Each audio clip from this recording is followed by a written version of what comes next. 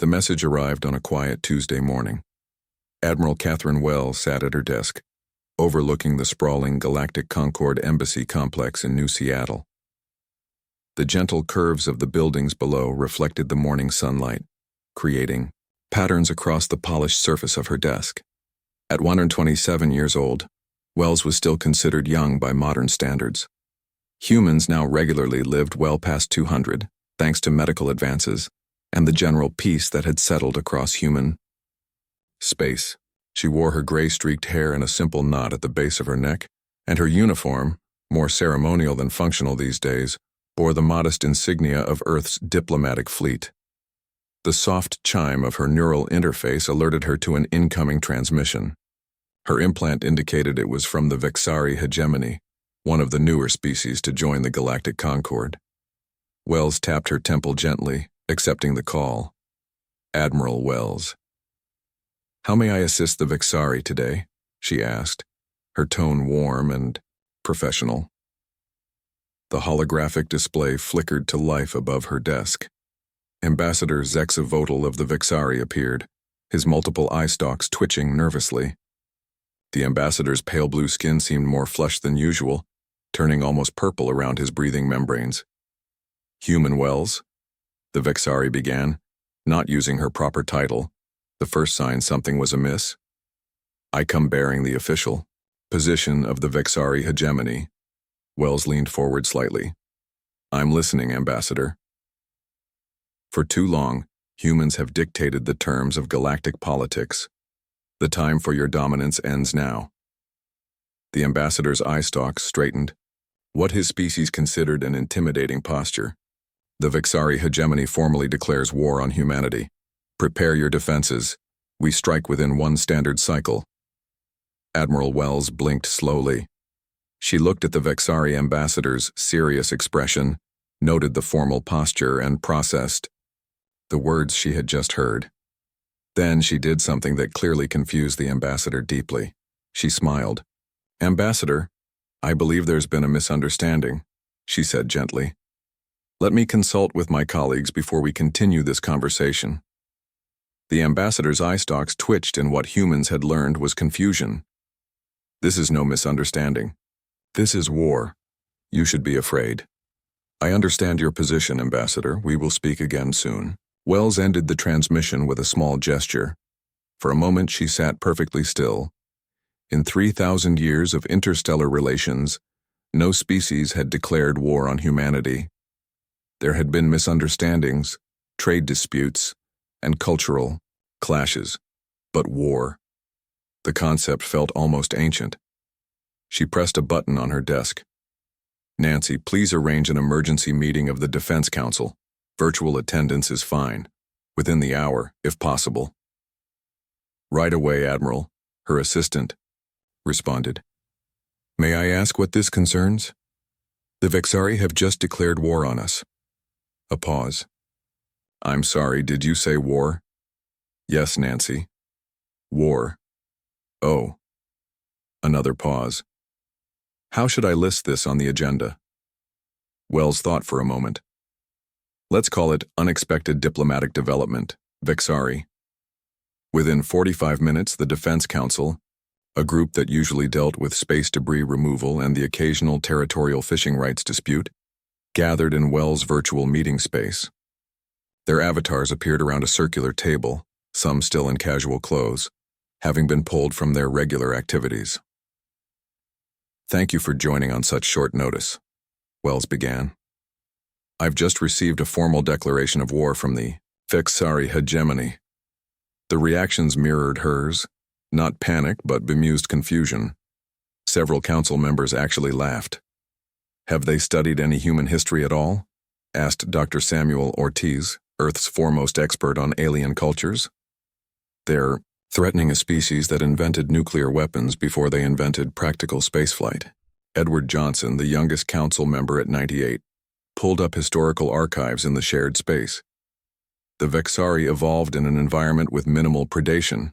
Their species never developed significant weapons beyond basic hunting tools until they encountered other species.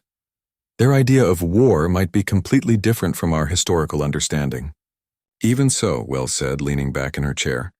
We should take this seriously, if only to prevent unnecessary violence.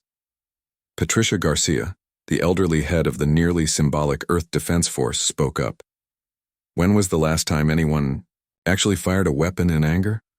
I mean a real weapon, not a hunting tool or sports equipment. In human space? Over 2,000 years, Johnson replied. The Mars separatist movement in 2891 fired on a government building. No casualties. And against another species? Garcia pressed. Never, said Wells firmly. Not once since we joined the galactic community. As the council debated their response, news of the declaration spread across Earth and its colonies. The reaction was nearly universal. Laughter followed by genuine concern for what the Vexari might be thinking. In a small apartment in Chicago, Maya Patel watched the news with her husband Frank. War? Like actual fighting? Frank asked, putting down his coffee. Do we even have weapons anymore? Museums have some, Maya replied. And I think Professor Murray's historical recreation team in Nevada still makes working replicas for educational purposes. On Mars Colony, Governor Chris Porter addressed concerned citizens in a hastily arranged broadcast. We understand this news may seem alarming, he said calmly. Rest assured that diplomatic channels remain open. The Vexari are a relatively young spacefaring civilization. This declaration likely stems from cultural misunderstanding rather than actual hostile intent. Back in her office, Admiral Wells was reviewing Vexari fleet movements. Their entire military force, 12 mid-sized vessels, had begun moving toward the Sol system. They're actually coming, she murmured to herself. They really mean it. She opened a secure channel to the Historical Warfare Preservation Institute in Nevada. Professor Murray, this is Admiral Wells. I'm activating the Historical Warfare Consultation. Protocol. Your expertise is suddenly relevant. On the other end, Professor Alan Murray nearly dropped his ancient communication device. For centuries, his academic field had been considered obscure. The practical study of pre-peace military tactics and weapons manufacturing. Admiral? Did I hear you correctly? The protocol hasn't been activated since it was established. We have a situation, Professor. How quickly can you get to New Seattle? I'll be on the next transport. What's happened? Wells sighed. Someone's declared war on humanity. There was a pause. Then Murray's voice came back, with the same reaction everyone seemed to have, a brief chuckle followed by, don't they know who they're dealing with? As the sun set over New Seattle, Admiral Wells looked out at the peaceful city below. For 3,000 years, humanity had enjoyed peace, not because they couldn't fight, but because they had chosen not to. Now, someone was about to learn the difference. Poor Vexari, she whispered to herself. They have no idea what they've just awakened. Professor Alan Murray stepped off the high-speed transport in New Seattle with a small bag over his shoulder. The bag contained items that would have seemed ordinary 3,000 years ago, but now drew curious looks from passers-by. Ancient, books on tactics, a model of a weapon system, a data drive with designs that hadn't been manufactured in millennia. For 50 years, Murray had led a small team of historical recreation specialists in the Nevada Desert Preservation Dome. His academic field was considered outdated and unnecessary, the practical study of pre-peace military history. Most people viewed his work the way they might view the study of ancient cave paintings or primitive stone tools. Interesting from a historical perspective, but with no practical use in modern society. Until today. Professor Murray, a young officer, approached him at the transport station. I'm Lieutenant Greg Howard. Admiral Wells sent me to bring you to the Defense Council. Murray nodded. Thank you, Lieutenant. Is there any update on the Vexari? Their fleet is still on approach, sir. 12 vessels.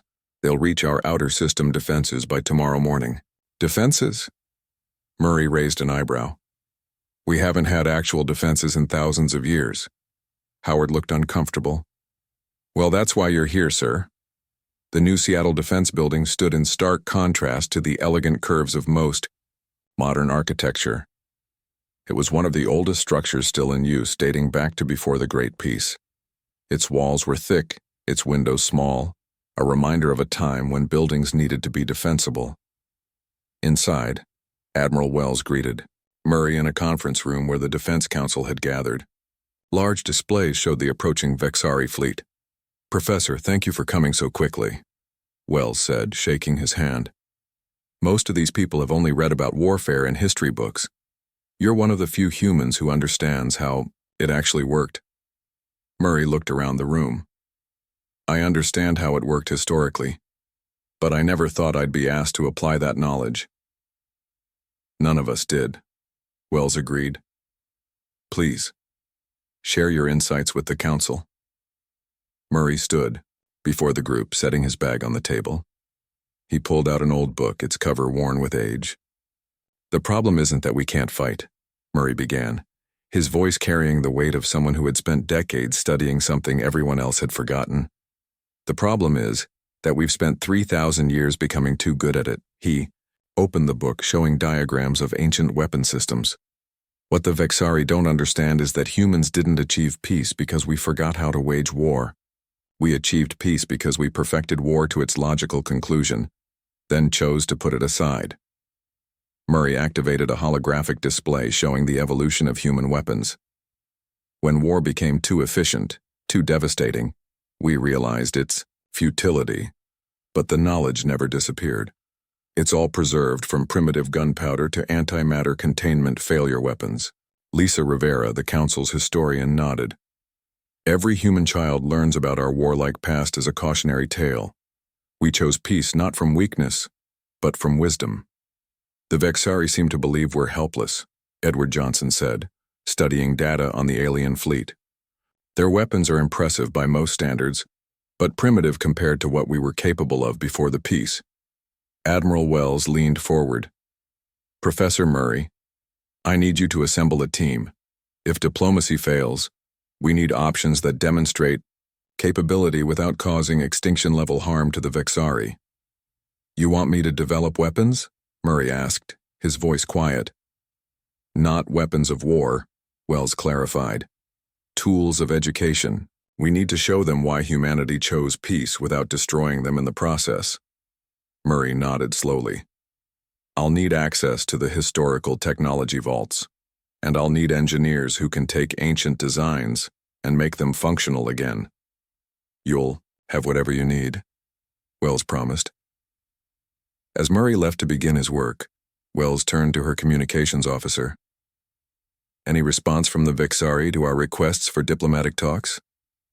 "None, Admiral," the officer replied. "They're maintaining radio silence except for encrypted communications between their vessels." Wells sighed. "Keep trying all channels." In an underground facility beneath the defense building, Murray met his hastily assembled team. Engineers, historians, and scientists looked at him with a mixture of curiosity and concern. "For centuries, my work has been considered a historical curiosity," Murray told them. "Today, we need to remember what humanity has tried so hard to forget." He projected plans onto the wall, designs for systems that hadn't been built since before the Great Peace.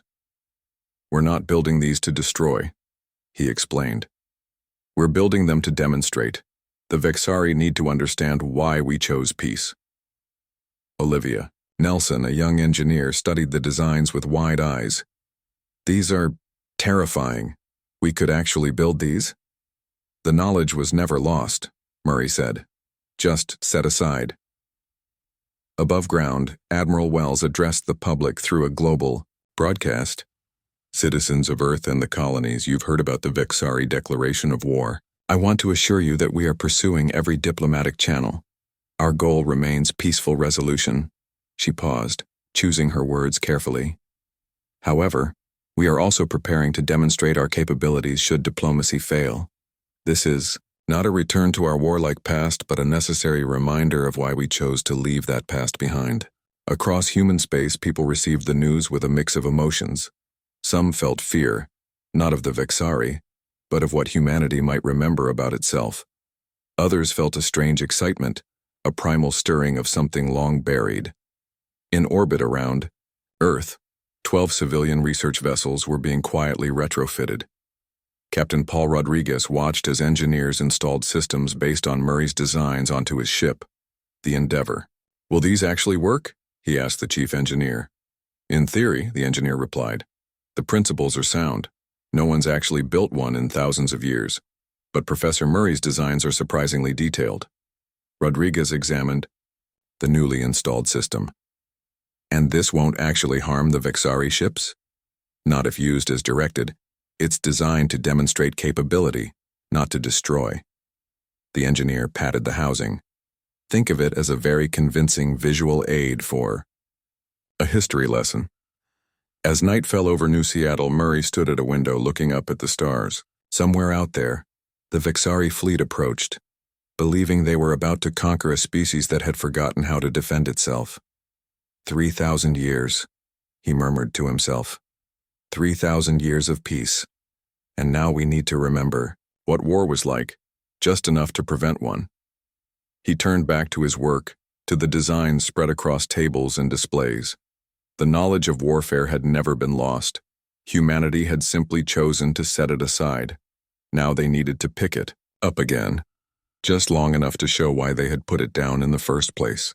The Vexari fleet arrived exactly as promised, one standard cycle after their declaration. 12 mid-sized vessels dropped out of faster-than-light travel near Jupiter's orbit and formed a tight battle formation. Their hulls gleamed with a blue-green, metal unknown to Earth science, and energy signatures indicated weapons powered and ready. Captain Nathan Cole stood on the bridge of the Earth vessel Liberty, watching the approaching alien ships on the main display. The Liberty, like all human ships, was classified as a research and diplomatic platform.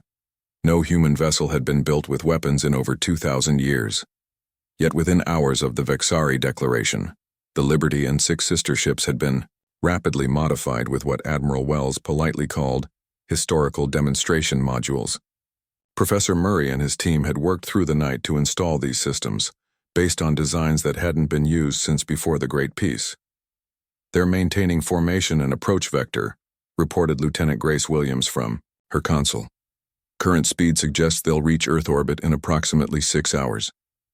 "Any response to our communication attempts?" Cole asked. "None, sir. We've tried all standard frequencies and protocols." Cole nodded slowly. He was not a military man. No human was, not anymore. Until yesterday, he had been leading a scientific survey of Jupiter's moons. Now he found himself commanding what might become the first human combat action in 3 millennia. "Keep broadcasting our request for dialogue," he ordered. "All channels, all frequencies. Make it clear we're still seeking diplomatic resolution." Cole studied the tactical display. The 7 human vessels were positioned in a loose defensive screen between the Vexari fleet and Earth. Each ship carried a different demonstration module, a single example of what human military technology had been capable of before they chose peace. "Sir," Williams said suddenly, "we're receiving a transmission from the Vexari lead vessel." "On screen," Cole ordered. The main display shifted to show the Vexari commander. Like Ambassador Zexavotel, the commander had multiple eye stalks, but his were larger and decorated with metallic rings that probably indicated rank. His skin was a deeper blue, almost purple with patches of bioluminescence, what humans recognized as their species' version of aggressive posturing. "Humans," the commander began without introduction. "I am Supreme Commander Zexitalan of the Vexari Hegemony. Your time of galactic dominance ends today. Surrender your vessels and prepare for occupation." Captain Cole maintained a calm expression. "Supreme Commander, I am Captain Nathan Cole of the Earth vessel Liberty. We still don't understand the cause of your grievance. We request immediate diplomatic talks to resolve this situation peacefully." The Vexari commander's eye stalks twitched in what humans had learned was their equivalent of dismissive laughter. "Your diplomatic tricks won't work anymore. Observe our power." The transmission ended abruptly. On the tactical display, energy readings spiked across the Vexari fleet. "They're charging weapons," Williams reported, her voice steady despite the unprecedented situation. Cole pressed a button on his chair. "All vessels maintain position. Activate defensive screens." The screens were another piece of recovered technology. energy fields that hadn't been necessary on human ships for thousands of years. Professor Murray had assured him they would be effective against the Vexari weapons, based on the energy readings they had detected. The Vexari vessels fired in perfect unison. Streams of bright energy lanced across space toward the human ships. The beams were impressive by most standards, the kind of weapons that would frighten most younger spacefaring species. They splashed harmlessly against the Liberty's hastily reactivated defensive screens. Cole sighed. It was as Murray had predicted. The Vexari weapons technology was thousands of years behind what humans had developed before the peace. No damage to any vessels, Williams reported. Defensive screens holding at 99.7% capacity. They're firing. Again. Another officer called out. A second volley hit the human ships with similar results. Cole waited until the Vexari ceased fire, then opened a channel. Supreme Commander Zexit Talon, please stop this unnecessary display. We have no desire to harm your vessels or crew. Let us talk. The response was a third volley, this time with the Vexari ships spreading out to target individual human vessels. Cole shook his head sadly. It seems a demonstration is necessary after all. He turned to his tactical officer. Lieutenant Clark, deploy Demonstration Package 1. Aye, Captain. A small probe launched from the Liberty, positioning itself between the human and Vexari fleets. When activated, it created a precisely calibrated gravitational lens that captured a tiny percentage of Jupiter's reflected sunlight and redirected it as a focused beam. The beam passed harmlessly between two Vexari vessels, close enough that they could feel the heat and detect the radiation, but far enough to cause no damage. Their sensors would be telling them exactly what kind of energy had just passed near their ships. Open a channel, Cole ordered. When the Vexari commander appeared, his eye stalks were rigid with what humans recognized as shock. That was approximately 1/1,000,000th of what this technology is capable of producing, Cole said calmly. This particular system was decommissioned from human use 2,700 years ago for being insufficiently precise. Would you like to see what we developed after that? The Vexari commander's breathing membranes pulsed rapidly. You said you had no weapons. We don't, Cole replied simply. Not anymore. What you just witnessed is a museum piece, Supreme Commander. A teaching tool. We are not aiming to destroy your vessels. If we were, this conversation would not be happening. For several long moments, the Vexari commander was silent. Finally, he spoke, his translator struggling to convey the complex emotions in his voice. You chose not to fire directly on our vessels. Of course not, Cole said. We haven't harmed another sentient species in our entire history of space travel. We don't intend to start now. The Vexari fleet's formation had broken, the vessels drifting slightly as if uncertain what to do next. Supreme Commander, Cole continued, whatever misunderstanding has led to this situation, it can be resolved through dialogue. Admiral Wells has extended an invitation to meet on neutral ground, the Arcturian station near Saturn. Professor Alan Murray, our foremost expert on human military history, will be present to answer any questions you may have about why humans chose peace. Another long silence followed. The Vexari ships remained in position, neither advancing nor retreating. We will consider your invitation, the commander finally said.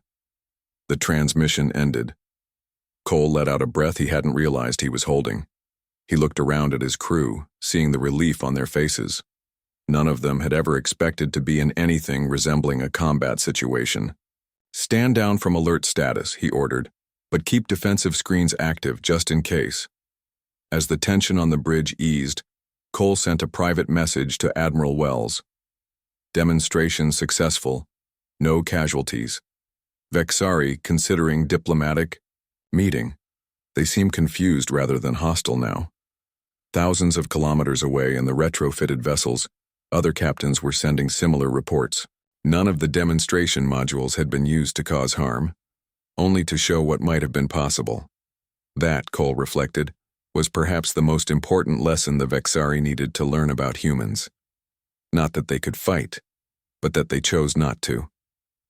The Arcturian station hung in space near Saturn's rings, a neutral meeting ground for the diplomatic talks. The station was a marvel of cooperative engineering, built by 17 different species over 2 centuries. Its curved halls and open chambers were designed to accommodate beings of all shapes, sizes, and environmental needs. In the main conference room, Admiral Wells and Professor Murray waited with their small team. They had arrived early to prepare the space, setting up displays showing human history and arranging comfortable seating for the Vexari delegation. "Do you think they'll actually come?" asked Olivia Nelson, Murray's assistant who had helped install the demonstration systems. Murray nodded. "They've seen enough to be curious, and curiosity is the beginning of understanding." The door slid open and a station attendant announced the arrival of the Vexari delegation. Supreme Commander Zex Talon entered first, his eye stalks sweeping the room cautiously. Behind him came 5 other Vexari, their skin colors ranging from pale blue to deep purple. All wore what appeared to be ceremonial armor, decorative rather than functional, but clearly meant to convey military status. Admiral Wells stepped forward, hands open in the universal gesture of peaceful intent. "Supreme Commander, thank you for accepting our invitation. We are eager to resolve this misunderstanding." Zex Talon's translator conveyed his response with a slight delay. "This is not a surrender. We have come to understand your capabilities before we decide our next action." "Of course," Wells replied smoothly. "Please be seated. We have much to discuss."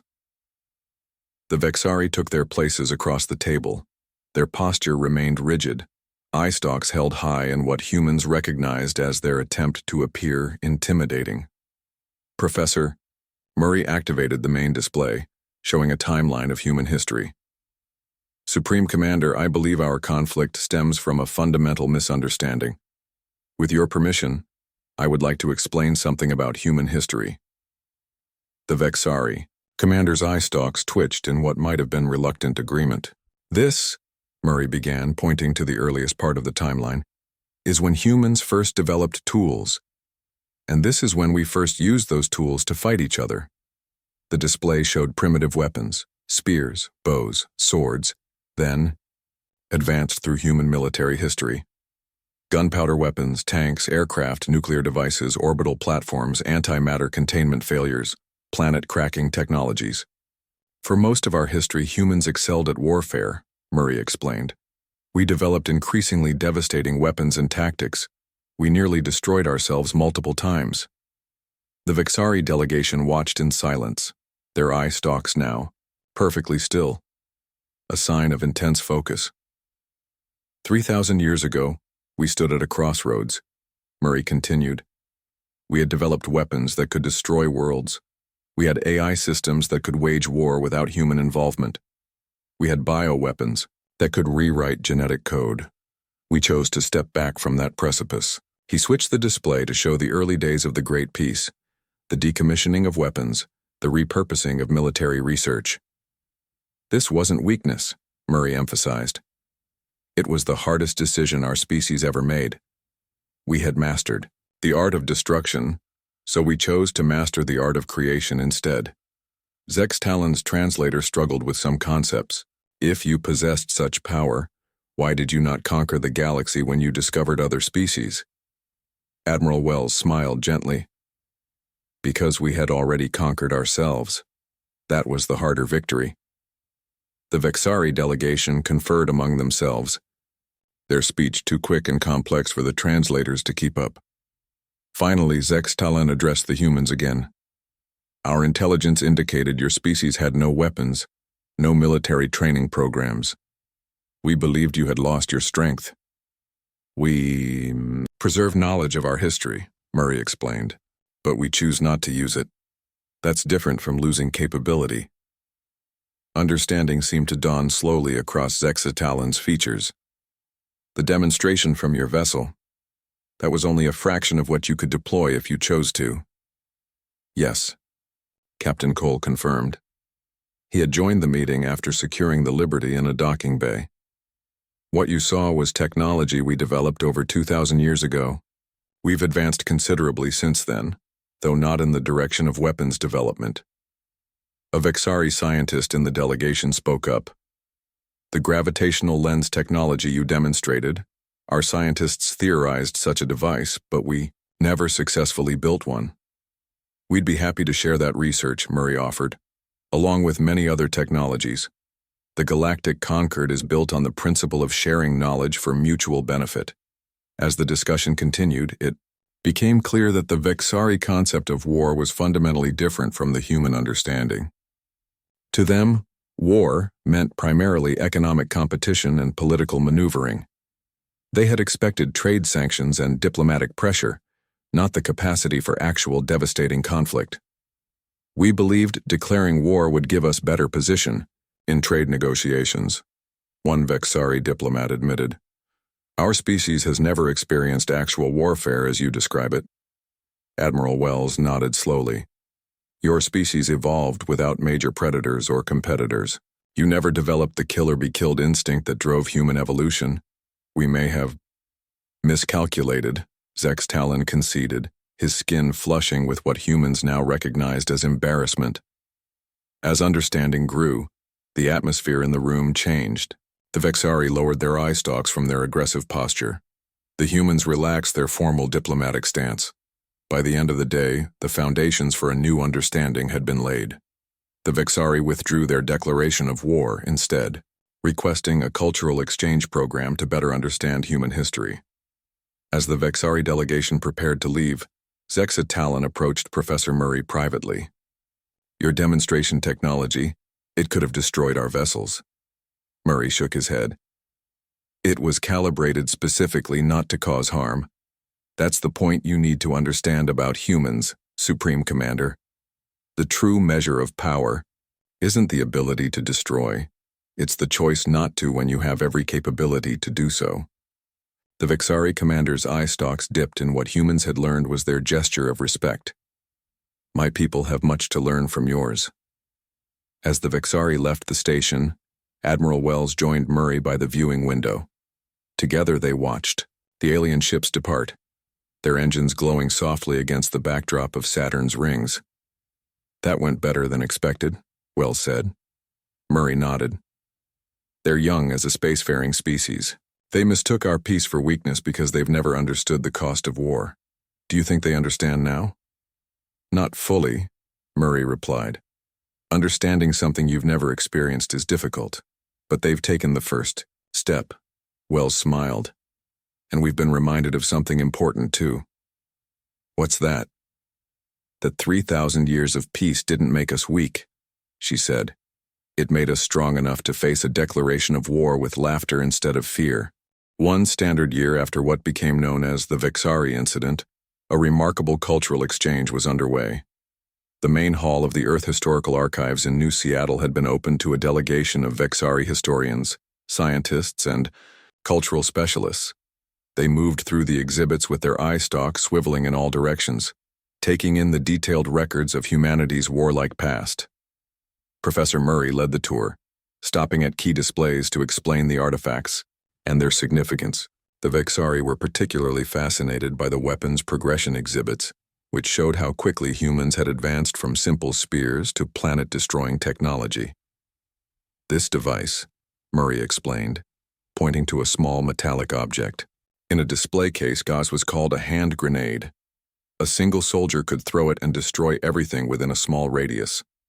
A Vexari scientist named Zex Morva leaned close to the case, his breathing membranes fluttering with interest. And this was considered a minor weapon in your history? Very minor, Murray confirmed. By the end of our war period, a single soldier could carry enough firepower to destroy a small city. The Vexari delegation shuddered collectively, their skin colors shifting to pale blue, a sign of deep thought or concern in their species. At the same time, across the solar system, other exchanges were taking place. On the Vexari homeworld, human cultural experts were learning about the peaceful evolution of the alien species. Unlike humans, the Vexari had evolved on a world with few predators and abundant resources. Their development had focused on cooperation and efficiency rather than competition and defense. In orbit around Jupiter, Captain Nathan Cole now commanded a joint human-Vexari scientific mission. The Liberty had been returned to its original purpose as a research vessel, with 3 Vexari scientists joining the crew to study gas giant atmospheres.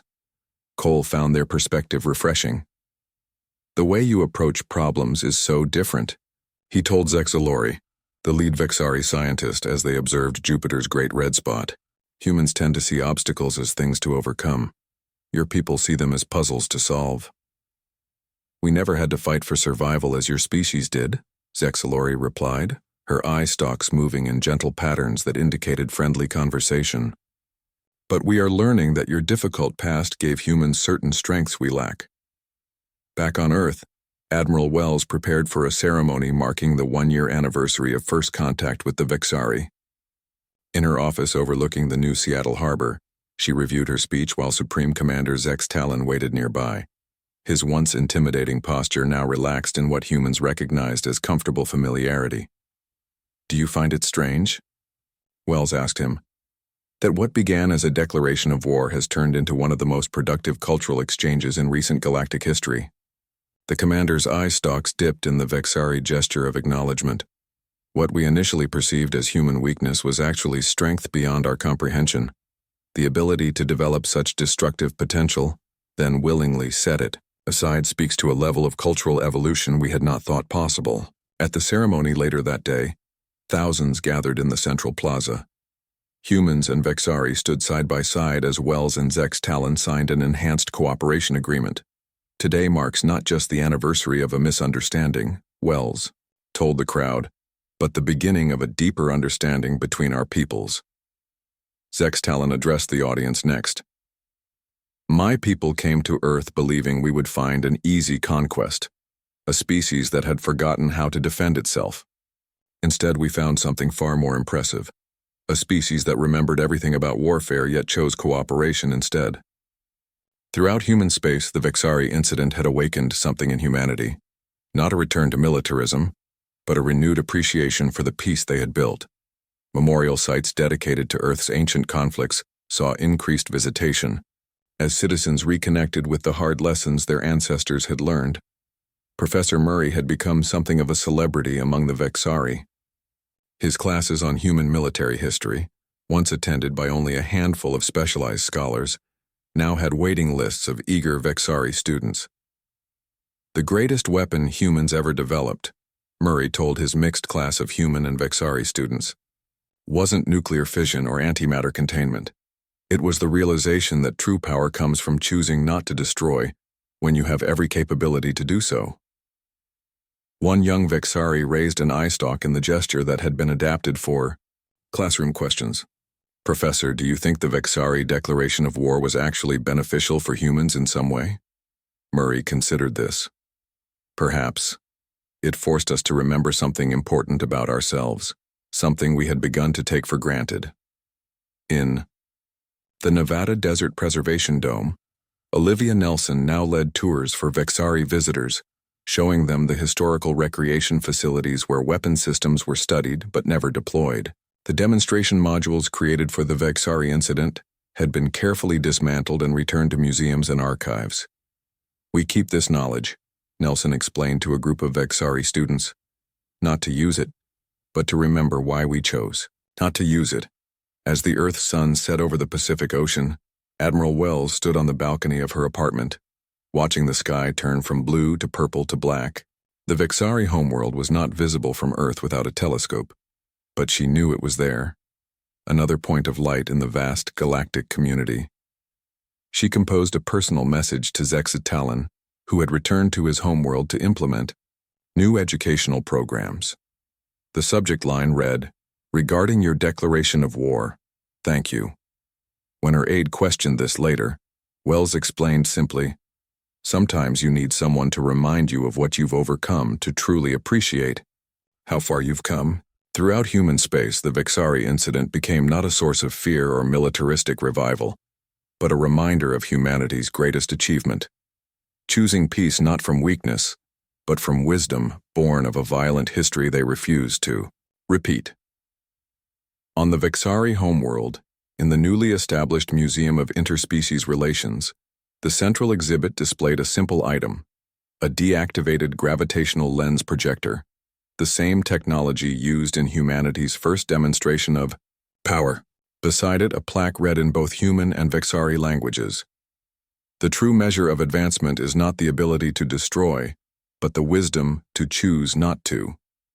The Vexari, who had once declared war, now sent their brightest minds to study with humans, and humans who had responded to war with laughter found themselves renewed in their commitment to the path they had chosen 3,000 years ago.